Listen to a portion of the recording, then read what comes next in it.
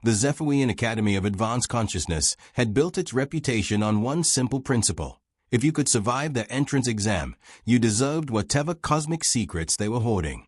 If you couldn't, well, there was always a promising career in asteroid mining or diplomatic beverage service.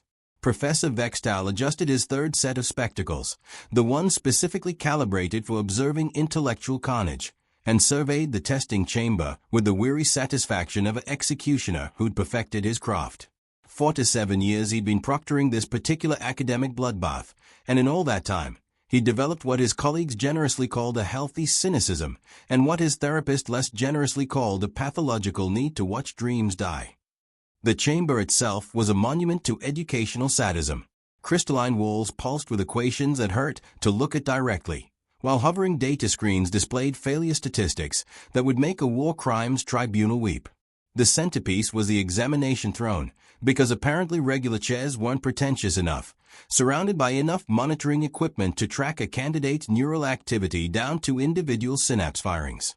Attention, prospective students. Vex'tal announced to the assembled crowd of aliens, each representing species that considered themselves the intellectual elite of their respective sectors. Welcome to what 99.97% of you will soon remember as the most humbling experience of your presumably brief academic careers. A crystalline from the Andorix cluster, beings who literally thought with light-speed neural networks, shifted nervously. Beside them, a collective consciousness from the hive worlds tried to look confident despite being, technically speaking, cheating by having 17,000 minds working the problem simultaneously. The rules are elegantly simple, Vex'tal continued, his tone suggesting that elegant simplicity was just another word for inevitable doom. You will be asked questions. You will attempt to answer them. The examination will continue until you demonstrate the intellectual limitations that brought you to this moment of profound regret. He paused to let that sink in, watching as several candidates reconsidered their life choices in real time. Now, I feel obligated to mention, though I suppose obligation is a strong word when dealing with the soon-to-be academically deceased, that in 4 decades of administering this examination, no candidate has ever progressed beyond question 3. Not the megabrains of Cygnus Prime, not the quantum-linked thought-weavers of the Spiral Arm, not even that insufferably arrogant delegation from the mathematics priesthood of Arcturus. A tentacled being from somewhere unpronounceable raised what might have been a hand. Professor, surely some of the more advanced species have. Advanced. Vex'tal's laugh could have corroded metal. Young being, I once watched a creature that could calculate the orbital mechanics of 17 dimensions simultaneously break down subbing at question 2. Advanced is a relative time, and in here, it's relative to disappointment. The candidates exchanged glances that ranged from nervous to nauseated. This was exactly the reaction Vex'tal had cultivated over the decades. Fear, he'd learned, made the inevitable failure more poetic. However, he continued, his voice dropping to what he fondly thought of as his academic reaper tone, today we have a special treat. A representative from a species so recently discovered that our xenobiological classification system is still trying to figure out which end to label as front. The crowd turned to observe the human sitting calmly in the back corner, looking about as concerned as someone waiting for a particularly mild rainstorm to pass. Marcus Chen, though his name was unpronounceable to most species present, appeared to be in his 30s by human standards, which meant absolutely nothing to anyone else. He wore simple clothing that suggested either admirable practicality or complete misunderstanding of the gravity of the situation. Humans, Vex'tal announced with a tone usually reserved for discussing mildly interesting bacterial cultures, are bipedal carbon-based life forms from a planet they've optimistically named Earth. Their cranial capacity suggests intelligence roughly equivalent to a competent household cleaning automation, and their technological development indicates they've recently discovered that fire can be used for purposes other than accidentally burning down their settlements. Marcus raised his hand. Actually, we figured out the fire thing a while ago. We're working on fusion now. How charmingly ambitious, Vex'tal replied. I'm sure your species will find many practical applications for that knowledge during their brief stint as spacefaring entities before natural selection catches up with them. The other candidates chuckled, the sort of nervous laughter that academic anxiety tends to produce. It was always easier to mock someone else's inevitable failure when your own was looming like a particularly vindictive storm cloud. Very well then, Vex'tal said, settling into his observation chair with the satisfaction of a connoisseur about to witness a particularly spectacular vintage of crushing defeat. Let us begin this academic autopsy. Candidate Chen, if you would be so kind as to position yourself for intellectual vivisection. Marcus walked to the examination throne with the casual gait of someone who'd clearly missed the memo about appropriate levels of existential terror. He sat down as the monitoring equipment hummed to life, creating a symphony of beeps and whirs that sounded suspiciously like a medical emergency in progress. Question 1. The examination system announced in a voice that managed to sound both artificially cheerful and deeply ominous. Given a universe where the fundamental constants vary by regions of spacetime, calculate the probability matrices for stable matter formation in sectors where the strong nuclear force fluctuates according to prime number sequences. The other candidates leaned forward expectantly. This was always the fun part, watching the hope drain from someone's eyes like color bleeding from a dying star. Marcus tilted his head slightly, as if the question had been asked in a particularly thick accent. Are we assuming the fluctuations follow the standard prime gaps, or are we including the irregular distributions that show up in higher dimensional mathematics? Vex'tal blinked. In 4 to 7 years, no one had ever asked for clarification on question 1. Most candidates simply stared at the screen until their cognitive functions shut down as a protective measure. Standard gaps, the system replied, sounding almost confused. Right, okay. So accounting for quantum uncertainty and the cascade effects on electron shell stability, the probability matrices would cluster around the phi ratio distributions, roughly 0.618 for stable matter formation, dropping to about 0.23 in regions where the fluctuations exceed the critical threshold. The mathematical proof involves recursive calculations through 11-dimensional space, but the short version is that stable matter becomes increasingly unlikely as prime gaps widen, following a logarithmic decay pattern. The examination system paused. This was not in the script. That is, correct. Question 2. In a closed temporal loop where causality operates under nonlinear principles, determine the paradox resolution mechanisms that would allow information transfer without creating universe-ending contradictions. Marcus scratched his chin thoughtfully. Depends on whether we're working with fixed timeline theory or dynamic branching models. If it's fixed timeline, you'd need quantum uncertainty buffers to absorb the paradox energy, basically letting the universe's built-in randomness smooth out the contradictions. If it's dynamic branching, then each paradox creates a new timeline branch, so you're not really solving the paradox so much as quarantining it in its own reality bubble. He paused, considering. Though there's a third option, where the universe's information processing system treats paradoxes like immune responses, automatically generating counter-information to maintain consistency.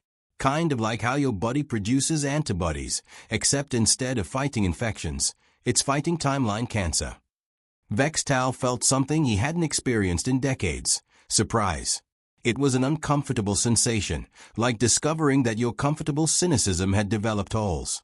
Question 3. The system continued, though it now sounded distinctly nervous. Derive the consciousness equations that would allow artificial intelligence to achieve genuine self-awareness while maintaining logical consistency and avoiding the recursive consciousness trap. This was it. The big one. The question that had broken the megabrains, reduced the thought weavers to gibbering quantum static, and sent the mathematics priesthood fleeing back to their temples to contemplate the fundamental inadequacy of existence. Marcus leaned back in the chair, looking thoughtful.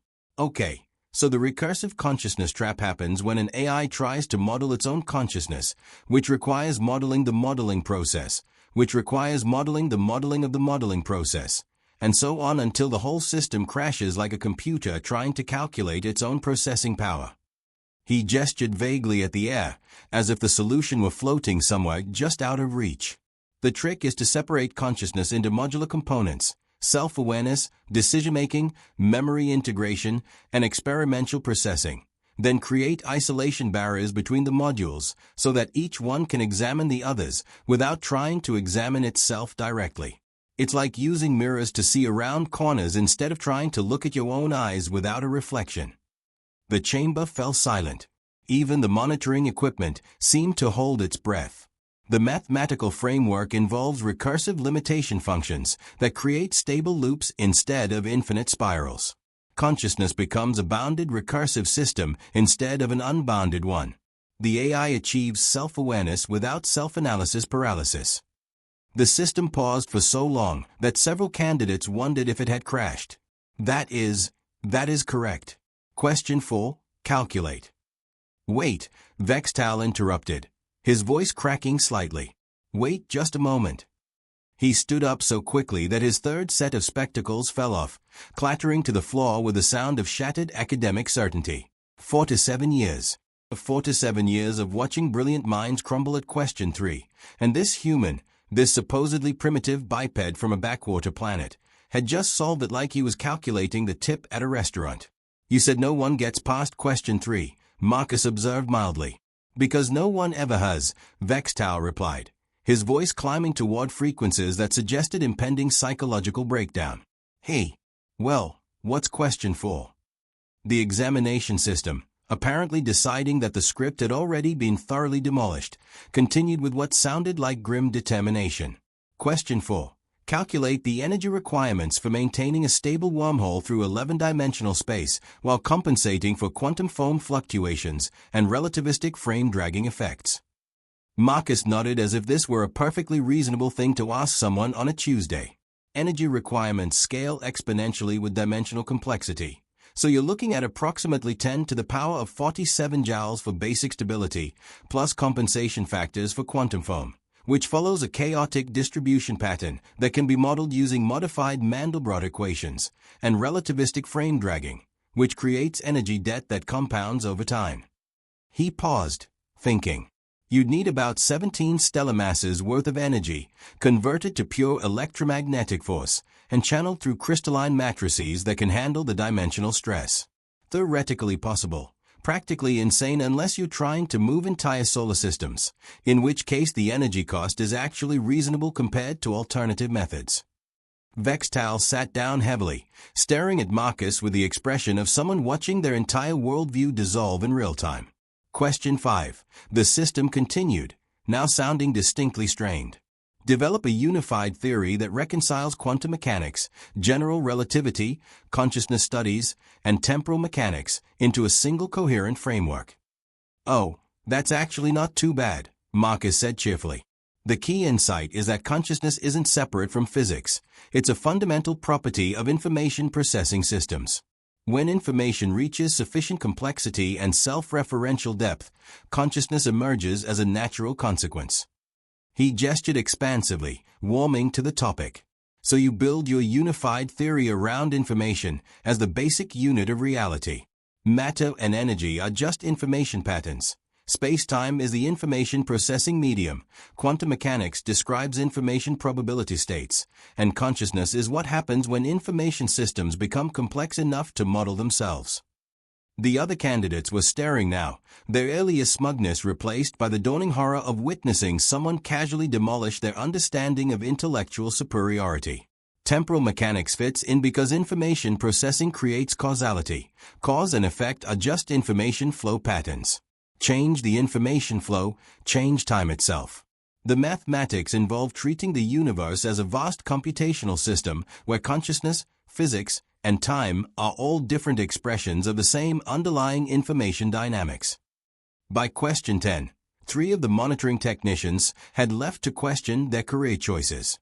By question 15, the examination system had started asking increasingly desperate questions about topics that shouldn't have existed yet in galactic academic circles. Question 23. Propose a solution to the heat death of the universe that doesn't violate thermodynamic laws. Marcus considered this for about 30 seconds. You set up closed-loop energy systems that harvest quantum vacuum fluctuations to power entropy reversal processes. Essentially, you use the universe's own zero-point energy to run cosmic-scale Maxwell's demons that sort energy back into useful configurations. It's like running a refrigerator that uses the room's ambient heat to power its own cooling system. By question 30, word had spread throughout the academy. Professors abandoned their classes, administrators fled their offices, and even the cleaning staff stopped what they were doing to witness what was either the greatest intellectual achievement in galactic history or the most elaborate practical joke ever conceived. Question 37. Design a method for creating stable pocket universes with customizable physical laws. Oh, that's basically advanced reality programming, Marcus replied. You create information matrices that define the physical constants you want, then use controlled Big Bang events to initialize pocket realities with those parameters.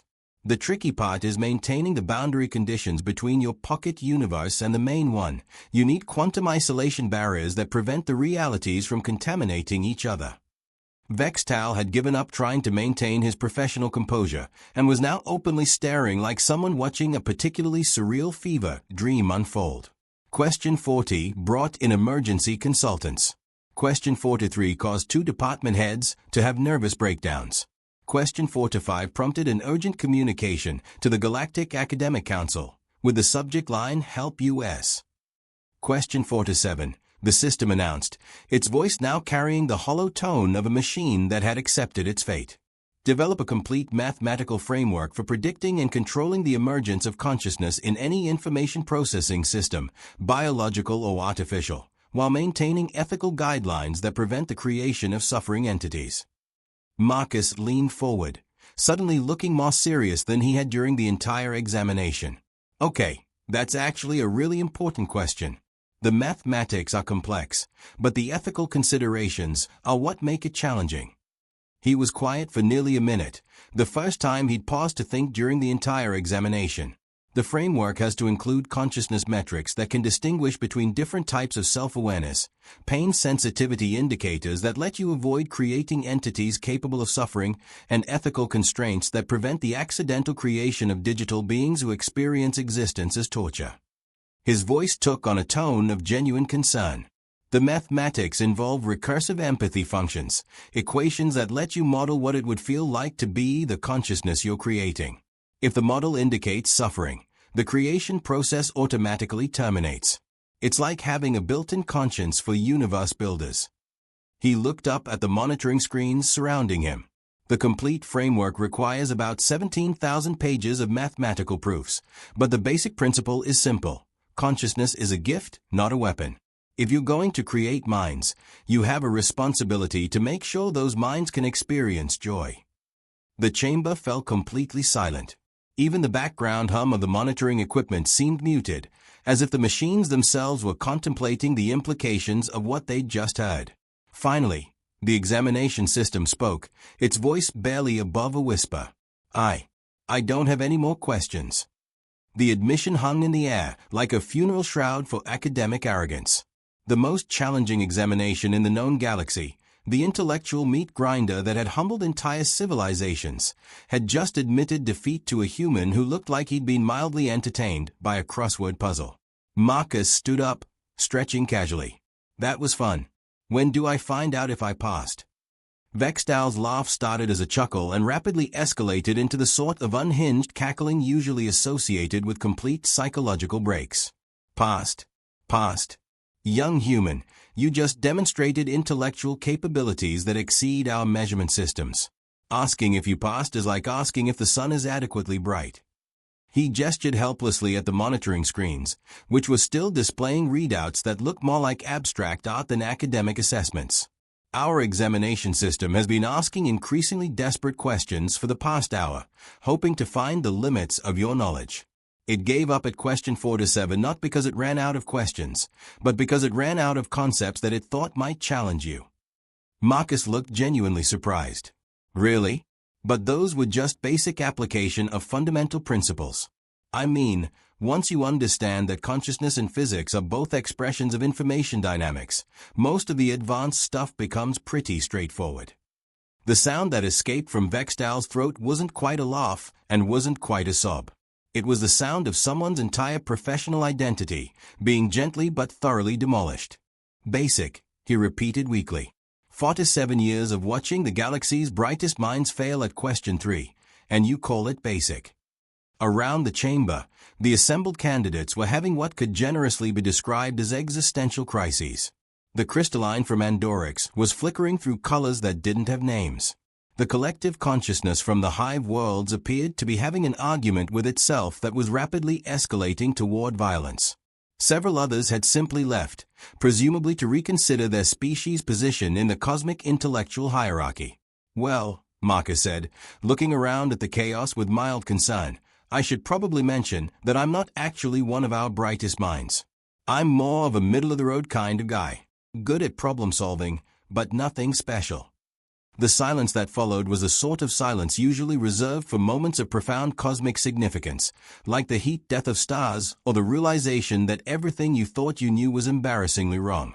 Vex'tal stared at him for a long moment, then began laughing again, not the unhinged cackling of before, but the deep, belly-shaking laughter of someone who had just been let in on the universe's greatest joke.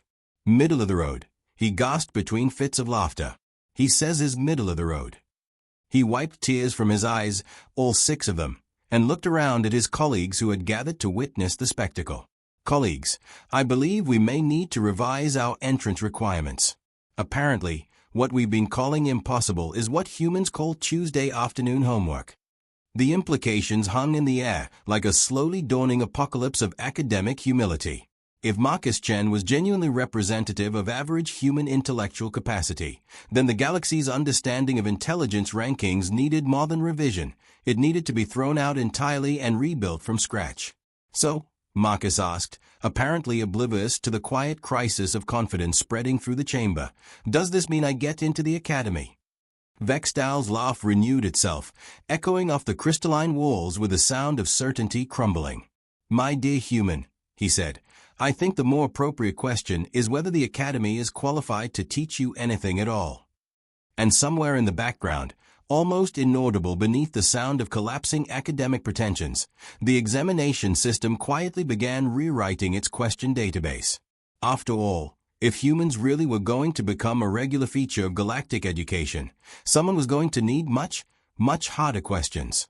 The universe, it seemed, had just discovered that it had been dramatically underestimating the intelligence of a species it had barely noticed.